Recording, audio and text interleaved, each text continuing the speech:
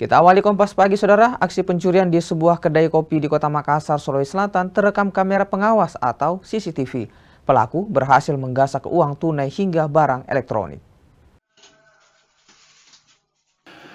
Rekaman kamera pengawas atau CCTV ini memperlihatkan aksi pencurian yang dilakukan seorang pria menggunakan jaket dan helm di sebuah kedai kopi di Jalan Abdullah Dengsirua, Kecamatan Manggala, Kota Makassar, Sulawesi Selatan.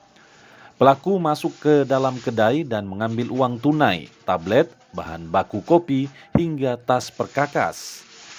Akibat pencurian ini, pemilik kedai kopi alami kerugian ditaksir 4,5 juta rupiah. Pencuriannya itu jam 4.32 dini hari, jadi pas bunyi masjid sebelum azan subuh, itu dilakukan pencurian di sini, Kak. Itu apa yang hilang?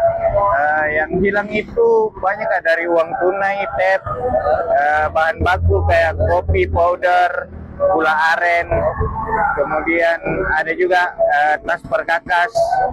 Itu saja kayak yang hilang.